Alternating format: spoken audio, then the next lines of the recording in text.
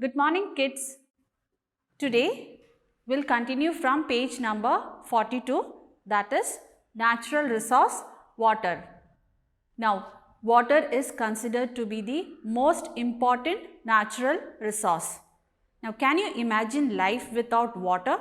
Human beings, plants, animals all need water. Now, we all know that earth is made up of land and water, and 3/4 of the earth is covered with water. And when we view from space, it looks blue in color because of this water, and it is also known as the blue planet.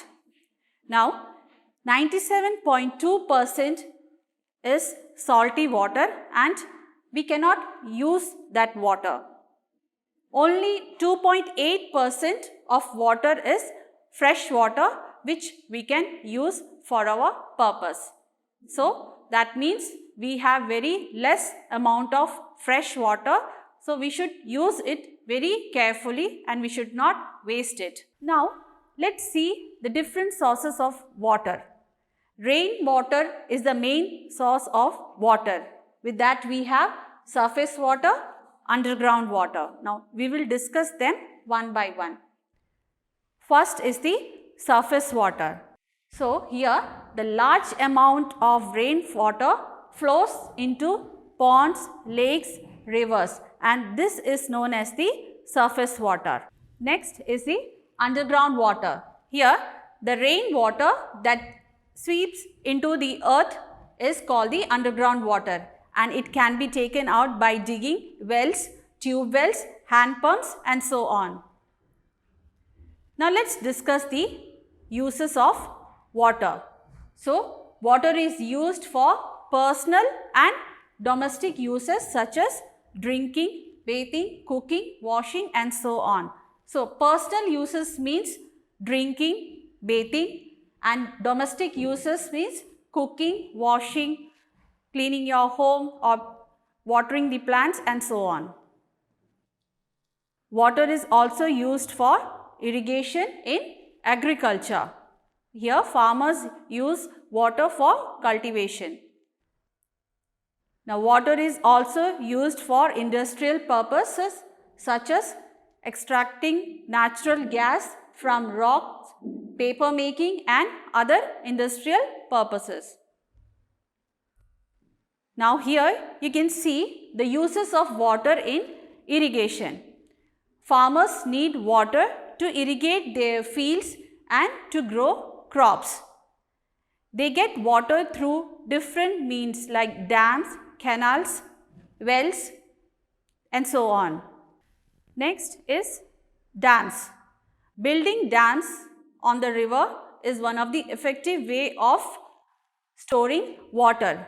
Here water is stored and we can use this water for producing electricity and for irrigation. These dams are also known as the multi-purpose projects. Now, here you can see the farmers in Punjab state and Uttar Pradesh state use water pumps to irrigate their fields. This is Indira Gandhi Canal and it is very important for the farmers in Rajasthan state. Here you can see the farmers have digged ditches so that rainwater can flow into the fields.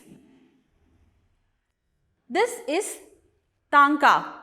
It is a raised platform with a small opening to fetch water. It is practiced for multi-purpose in Rajasthan.